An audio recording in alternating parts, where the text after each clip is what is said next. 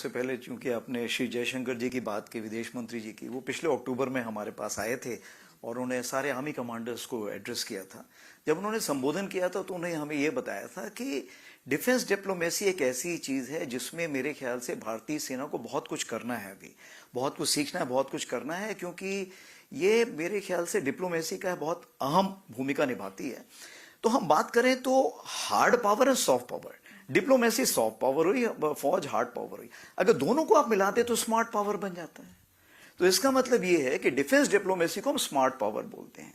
और जैसे deterrence value तो आपको पता ही है, लेकिन हम एक डिप्लोमेसी के ढंग से देखें तो बहुत हमारे दायरे बढ़ते हैं। कैसे दायरे बढ़ते हैं?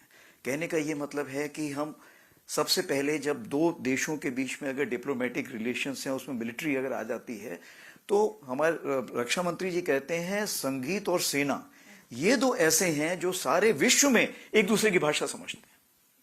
संगीत के लिए आपको भाषा समझने की जरूरत नहीं, मिलिट्री को आपस में बातचीत करने की भाषा की जरूरत नहीं है।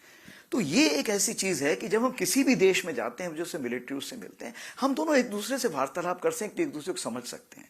तो आपसी जो विश्वास होता है वो एक बढ़ने लगता है। जब आपसी विश्वास बढ़ने लगता है तो आप देखेंगे कि दोनों में क्लोज कॉपरेशन शुरू हो जाता है, चाहे वो एक्सपोर्ट इंपोर्ट का हो, या ट्रेनिंग के ऊपर हो, या टेक्निकल एक्सचेंज का हो, सब्जेक्ट मैटर एक्सपर्ट का हो, और किसी भी तरह की बातचीत हो, ट्रेनिंग का हो, या हम एक्सरसाइजेस जो करते हैं, और जरूरत पड़ने पे इवन यूनाइटेड नेशंस में जो हमने साथ में काम करना है उसके लिए भी हम काफी आगे बढ़ सकते हैं।